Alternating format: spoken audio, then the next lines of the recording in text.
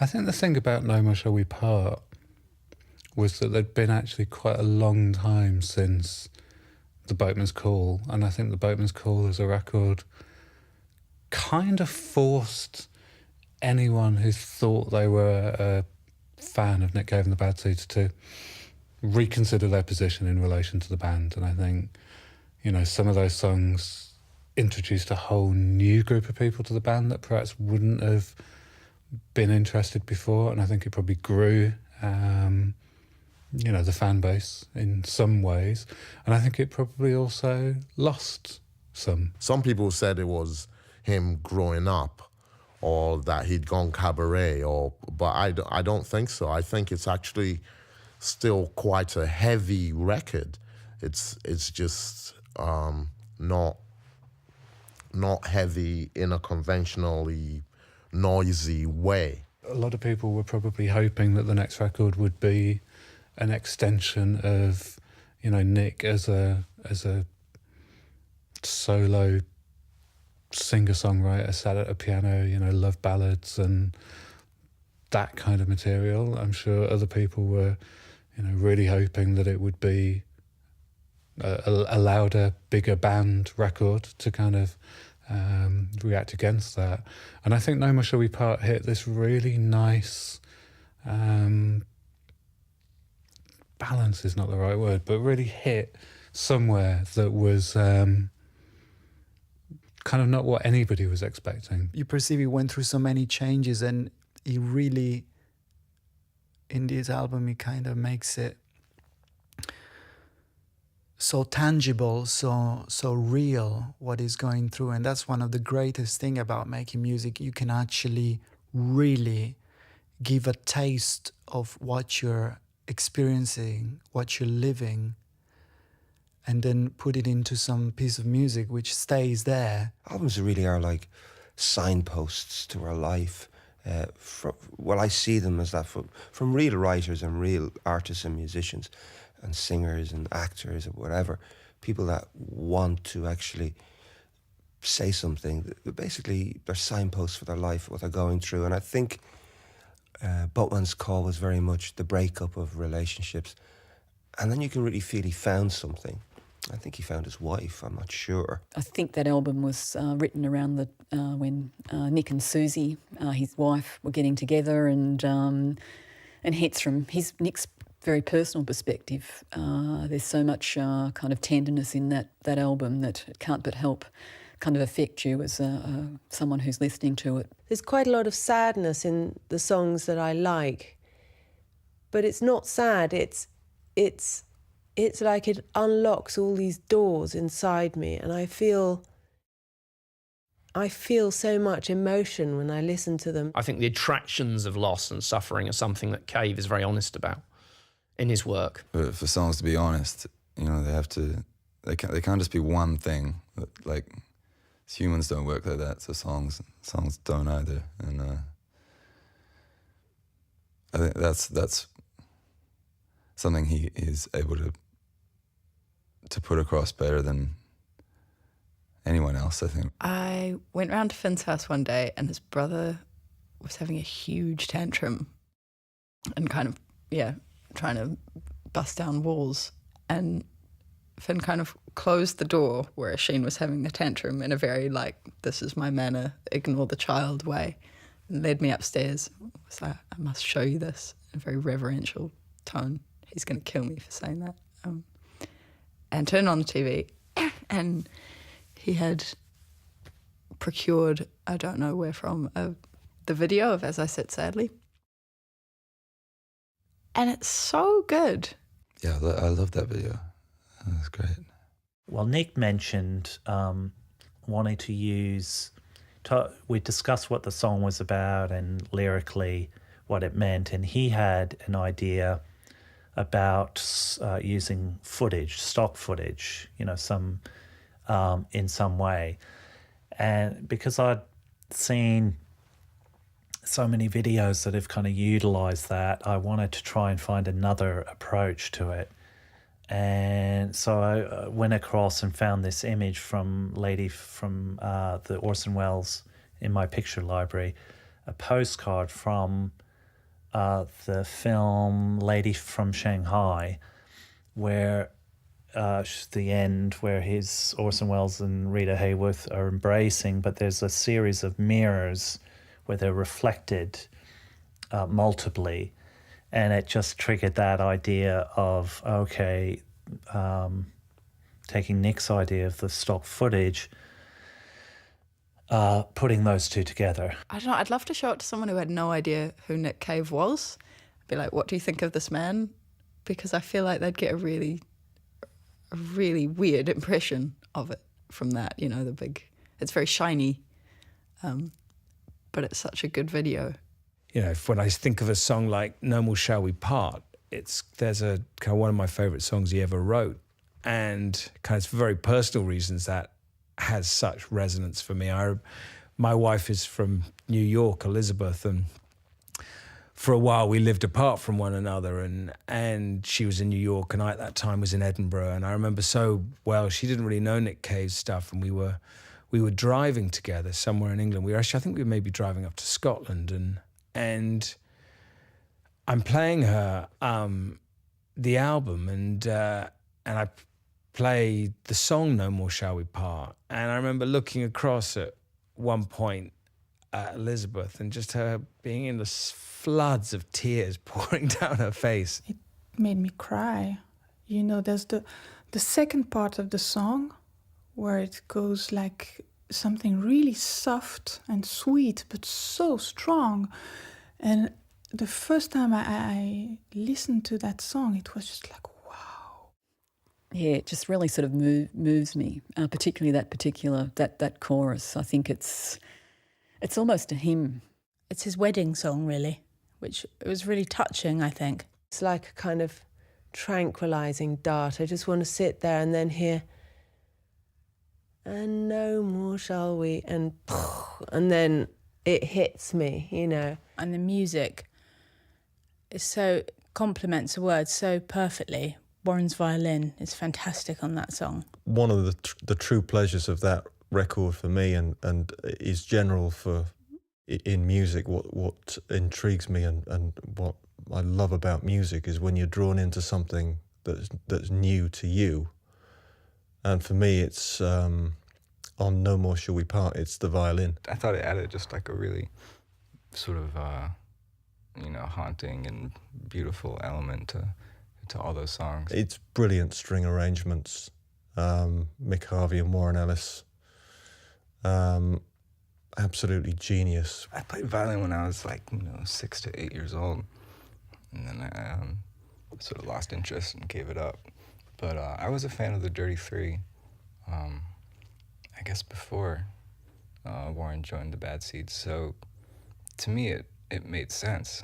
I think, just as far as that band sort of being made up of all these phenomenal personalities who are just really just play their instruments in such a unique way, it made perfect sense for him to join the band. No one else plays violin like him. I think great writers are always looking for their foils, someone who somehow at an instinctive sort of molecular level understand you, and Warren Ellis certainly seems to do that. He's always on the edge. It's a bit like Nick's voice. He's always on the edge. I mean, Nick is always, certainly in regards to what I've contributed to things, he's always pretty much, he just lets me go. I mean, when I listen to it, I'm almost like, God, there's some tension and it's beautiful. It's really alive. It's really about a moment. Like the live thing, it's really about a moment. It's either really good or it's not. But it's a moment, it's really like kind of there. And you can't change it. And I like that about records, that are really a specific moment is captured rather than being just like generated or fabricated. He constantly amazes me when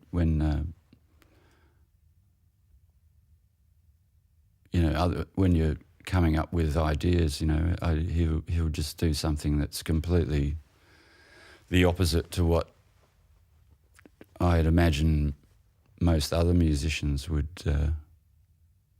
sort of go for. He seems to go completely left field. He's able to really have his own voice with his violin. I mean, I know this is maybe banal to say, but not many musicians can actually play with their own voice, really. I mean, he's got that, and I think that's why he plays in that band. I think whoever plays in that band has to have, you know, a strong voice of his own. It's almost like the girl's voice in the band. If there was a girl backing singer who smoked too much and drank too much and was actually in the shape of a stringed instrument, it would be this violin. It wails, it drags out the kind of the musical pain that comes in the lyrics. At times it sounds quite bare, but in a really moving and raw, sort of powerful way. And, you know, things like the violin line on Hallelujah. You know that line, na, na, na, na, na, na, na.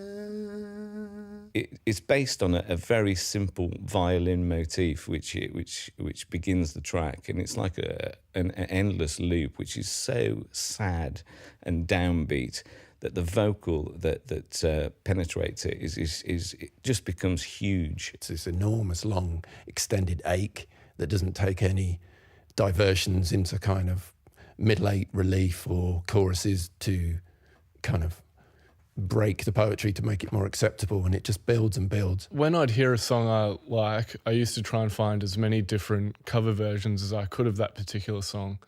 And a few years ago, I was quite fond of the Leonard Cohen song Hallelujah, specifically the John Cale cover. So I tracked down as many different covers of it as I could, and I came across a Nick Cave song called Hallelujah.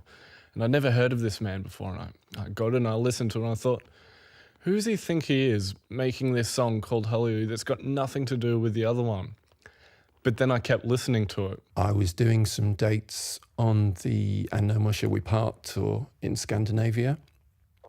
And it's a fairly chilly experience. It's a great thing to do, but playing large venues with no sort of network of people working for you and around you can be quite a chilly experience. And the fact we were in Scandinavia as well.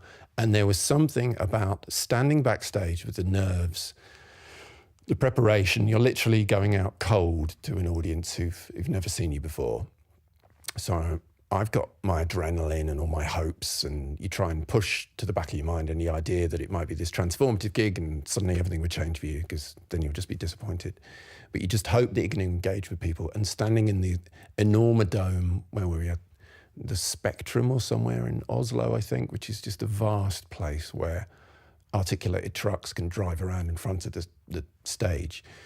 And hearing the first few bars of Hallelujah, Warren's kind of icy breath of a refrain that opens up the song. I hear that now and I'm instantly transformed back to that state. It was something I'd never heard before, and it really opened the door to a lot of things. It opened to me the world of poetry, maybe. It's just like I took the small words out of time. I passed a cow and the cow was brown and my pajamas clung to me like a shroud. And that was just like, wow. It's like the Reverend Nick is telling you this fantastic story, and it ends with a female vocal, which sounds like it's straight out of Oh Brother, Where Art Thou, the Coen Brothers film. It's the combination, I hope I say this name right, the McGarrigle sisters and Nick's voice. It's just a combination made in heaven. I think the thing about the McGarrigles is that the sound of their voices is quite different from a lot of other female voices. I mean, they really don't have any foundations in kind of rock. There's no rock or really kind of pop tradition. It's kind of a pure folk sound, and so for the Bad Seeds to bring that sound in, it's like bringing in a whole lot of kind of ancient wisdom into the proceedings. It just lifts that song above it just makes it something really, really special. The sound that they make together, because they're two sisters, there's a kind of, it's two people becoming one, and it becomes a whole other worldly sound. It's something beyond just this kind of a single person's voice. And it's something that you could try by multi-tracking vocals, but I'm sure that when they recorded the backing vocals on that album, they just recorded it the two of them singing together. They came in and they had a really good time singing. I'm not sure they quite got what it was that they were asked to do some of the time, and they just sang with Nick. Nick was in the studio with them, trying to guide them and trying to show them what he wanted, and he achieved that really well. The main thing is to serve the song really and do what at the time is considered the best that can be done for the song. I mean, that's what we're in there to do. Out of all of the people I've ever recorded, they certainly are the quickest band in the studio. They like to come in and record straight away. There's not a lot of time wasting with the recording. I mean, it moves along with a very brisk pace, like, you know, crack of the whip kind of thing. As someone who's working with them, you have to be ready to literally press record as soon as they walk into the room. I first met Nick when he asked me to play a show with him at the South Bank Center that was meant to be a lecture about the love song. I think it was called The Secret Life of the Love Song. You know, I'm a big fan of a lot of the ballads. A lot of the love songs I just find, you know, they move me. And there was one song that he really wanted to play, which hadn't been recorded yet. And we met upstairs in the mute offices, and there was a rickety old piano in the hallway. And he sat down and played Love Letter for me on this kind of sad, out-of-tune piano stuck in the hallway in the back of mute. And I was completely stunned by how beautiful it was. And I started playing my 7-year-old son some stuff last night. And this morning, Love Letter I played to him this morning. And he said, I don't like love songs. And then you should have seen his reaction to this song. And he knows Nick, but I've never really pushed the kind of the music stuff or the music, you know, he knows Nick plays in a band. But, you know, he was really taken by the music. He wrote it in Lissard, which is a place in Ireland just outside of Skibbereen. And in the end, we ended up playing at a music festival there a year or two later. And my husband and I ended up buying a house nearby. So right now I live 10 minutes away from where he wrote it and think about it every time I drive by. All right, here's a guy, he fucked up. The girl's not talking to him. So what does he do? He's going to go write a letter. It's quite brilliant because he's writing the letter and then he's putting all of his faith in the letter, actually delivering the message. It was so clever for Nick to think about writing a song about a love letter. I know he had mentioned being an ardent writer of love letters in that lecture he did. And he also, you know, there are other references to love letters, but here the love letter becomes a central character in the song. The words have almost become the writer's friends, and he knows that he's dependent on them, but he doesn't begrudge them that, and he's sending them out into the world or to his beloved, charged with this urgent mission and urging them to do their best, and knowing that his fate really is in their hands. And then he, you know, starts doing this magical rites. I mean, he kisses the cold white envelope. He, you know, presses her lips. He presses his lips against her name. 200 words. I mean, that's great writing. Sometimes the rhymes that are themselves a joke, a surprise.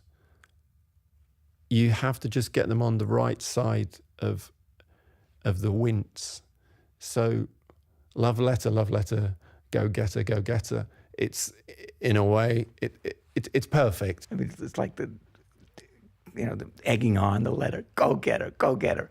I mean, it's like this guy is either the most pathetic guy you've ever seen in your life, or, you know, he's just kind of wounded heart and he's open-hearted and he's the kind of person that, you know, you want to get to know and hang out with. So, you know, it's great that it works on so many levels, that song. I really like the love letter video, you know.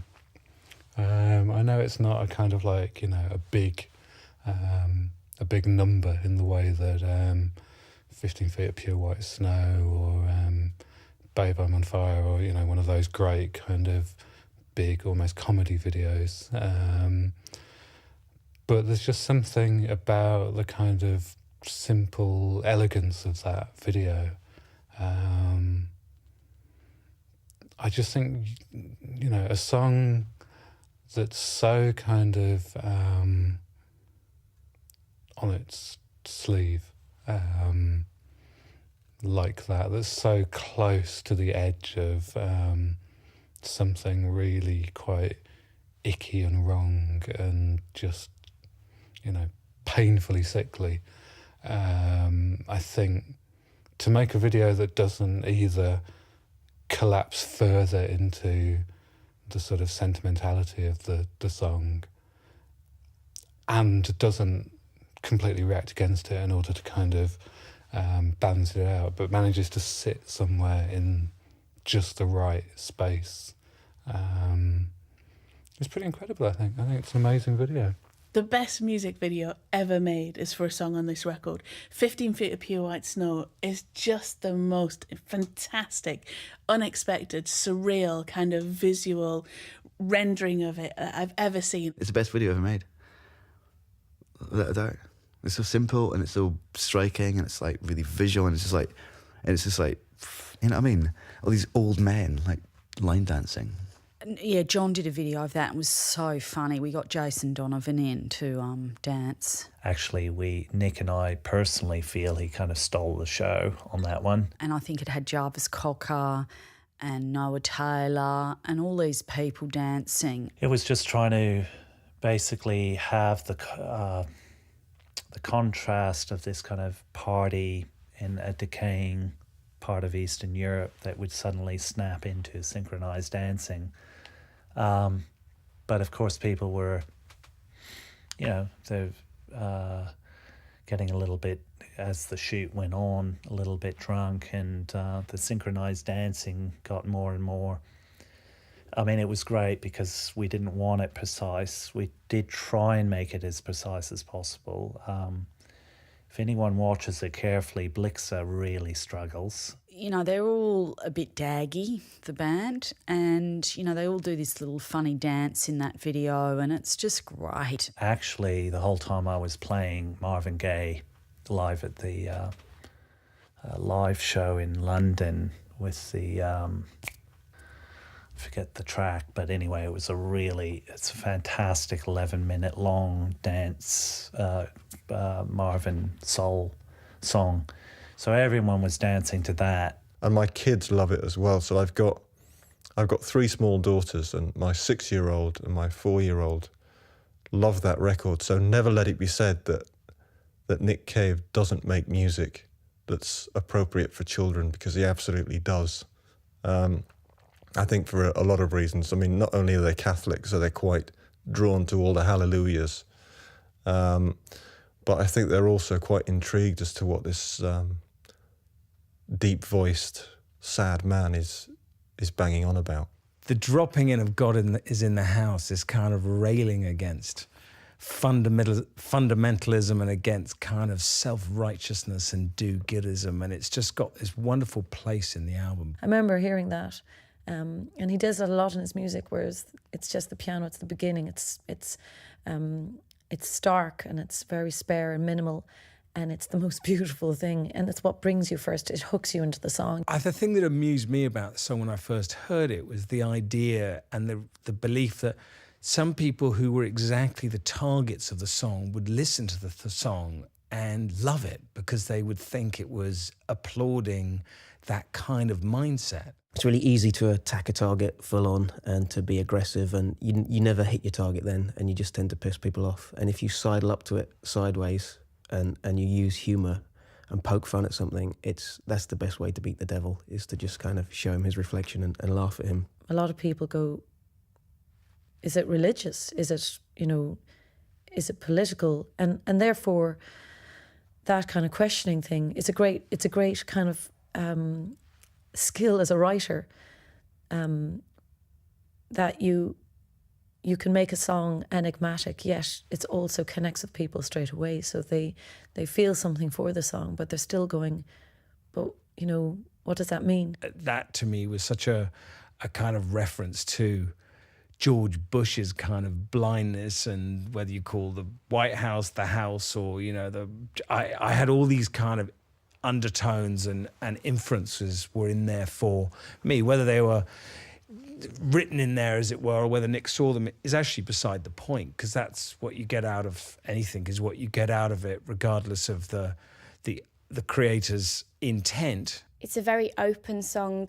It's, you know, you feel very like personally you can connect with it. They just talk to you as if I'm talking to you, just you and me here, and in a gentle kind of way, but the words go right through you. Homos roaming the streets in packs, queer bashers with tire jacks, lesbian counterattacks. That stuff is for the big cities. And just as the song goes on, incrementally, they're revealed to be more and more racist and right-wing and uptight, and what they won't stand for and what they don't have in their town, and how they reveal themselves to be the most despicable human beings by what they don't agree with and tolerate. Of all the rhyming couplets in the Nick Cave canon, I just can't get past "We've bred all our kittens white so you can see them in the night."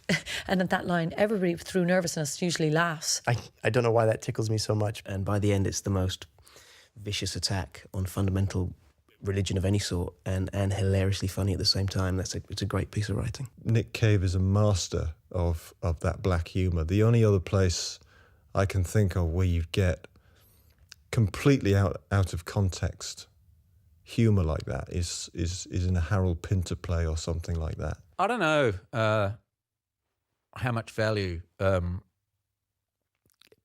painting yourself, making yourself the subject of your songs really is, but Oh My Lord is a very funny puncturing of the myth. Supposing that is that people subscribe to these myths in the first place, but Nick's ability to take the piss out of himself is pretty good. Kind of feels like autobiographical, which I might be wrong. Like he's gone out and people are throwing marshmallows at him and accusing him of being soft, and he can't understand what the fuck they're talking about. The first time I heard that song was in the studio when the album was being mixed, and I remember just looking around me at the other people in the studio. It was just on playback, very loud, and I just thought this was the most incredible thing that I'd heard. I was exhilarated by it and astonished by it, and I was desperate for someone who seemed to feel the same way, and I couldn't understand why everybody else in the studio just seemed to be going about their business. Probably they'd heard it 1,000 times before. To me, you know, Nick has never mellowed at all. He's just doing gentler sounding songs, but the meaning behind them is as intense as anything from The Birthday Party, is as intense as Swampland. I remember going back to my flat afterwards and just not knowing what to do with myself for the rest of the day. I was so astonished by what I'd heard. I meet more Nick bashers than I meet Nick fans, to be honest, complaining about him being miserabilist and depressing and rubbish like this. And this, to me, was, I met this guy and he said, I used to be a Nick Cave fan, but now he's the indie Elvis, isn't he? And I was like, what the fuck are you talking about? This is also an incredibly productive period. He sort of cleaned up his act, because, and I probably shouldn't be saying this, but for a while, Nick got into a real trap of thinking the drugs were part of the creativity, and if he stopped them, he may not be able to create, which was, and I kept kind of arguing that case, but for many other reasons, he finally got away from the drugs and had this incredible creative pouring. Everyone harps on about the sort of dark and sort of the ex-drug days and the sort of the almost Flannery O'Connor Nick Cave, you know, the Bible, you know, America, sex. But I'm quite into the sort of the romantic, man. Sweet I Come is it's just a lovely, lovely song. And it's one of those songs that makes me feel like sometimes that we have a soul. That song is just so like, come over here, babe, it ain't that bad. It's like come here and I'll protect you and I'll be here for you and I love you and I'll do anything for you. And he's just so protective in his nature with women. I will love you without measure. I mean, come on. Has any man ever said that?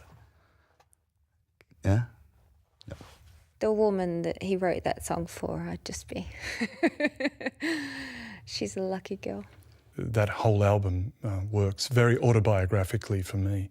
It really strikes some extremely deep chords, and I don't think, I'm certain that I'm not alone in that. I think most feeling people, most people with an element of any bone of sensitivity must be nothing more than moved by that album. The album so deeply affected the two of us when it came out, and his name was also Nick and was attempting to kick heroin at the time, and we spent many a long night together sitting up late listening to that record on repeat over and over again, to the point where it becomes that time in my life. It has this encapsulated power to trigger almost precisely the kind of psychological and physical and mental state that I felt at that time. Like, it's a really hard album for me to listen to. Because I can't go back there. I can't actually listen to that music, and I really miss it. I miss the record, and I miss him. There was a time where, I was going through, or we were going through, I should say, a pretty tough time. And My Sorrowful Wife came on.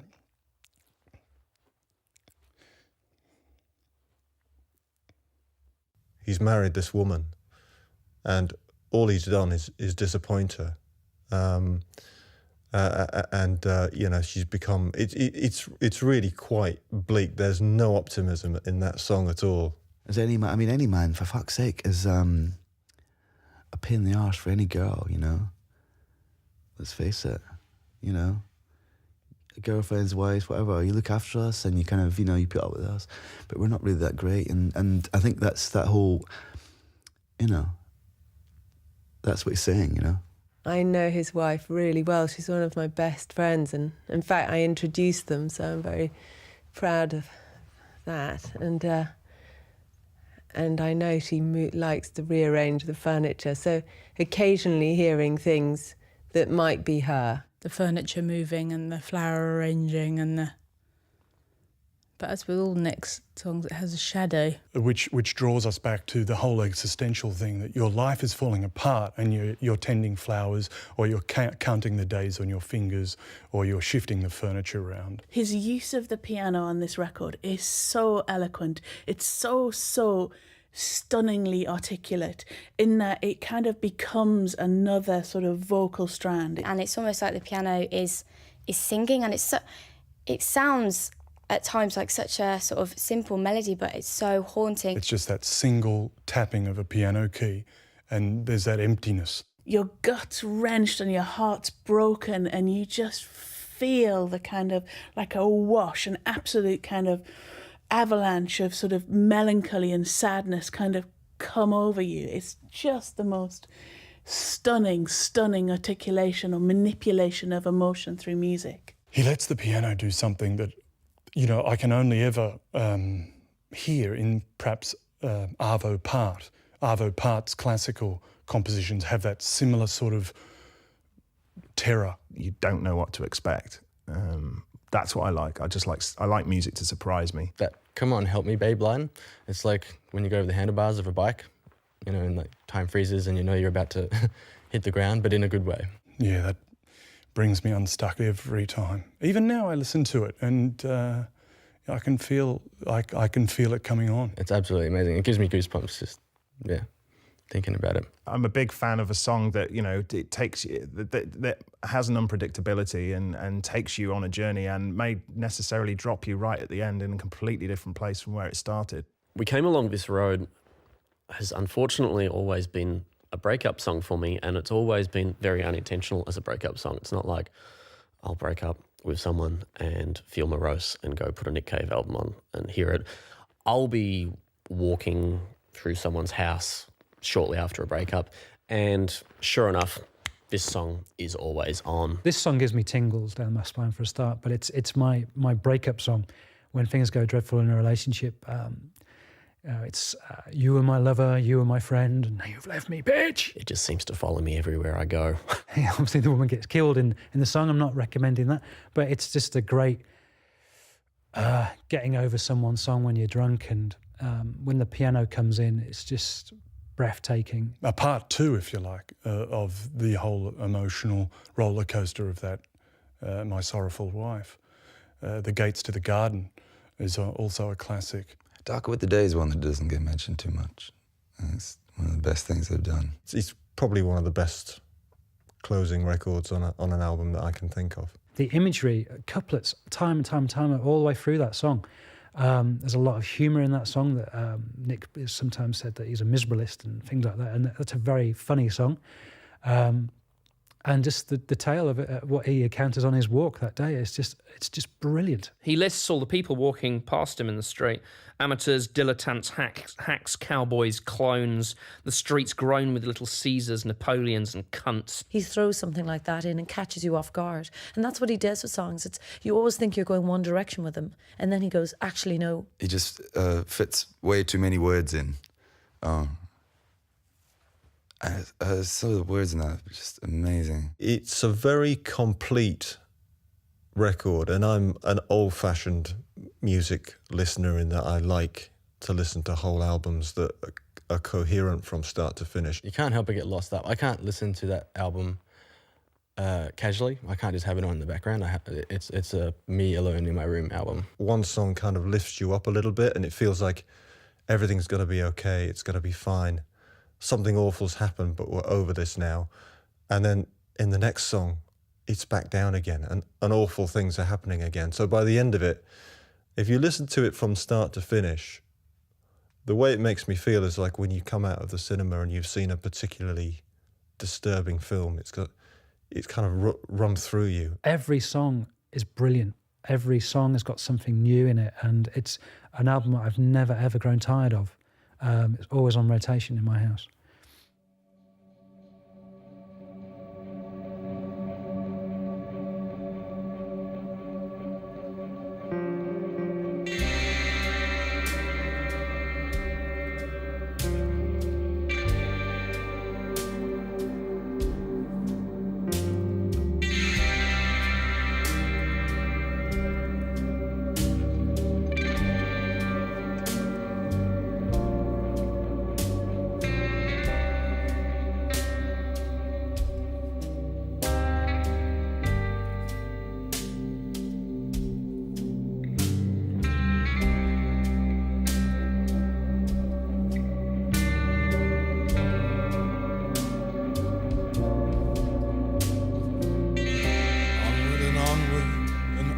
I go where no man before can be bothered to go, till the soles of my shoes are shot full of holes, and it's all downhill with a bullet.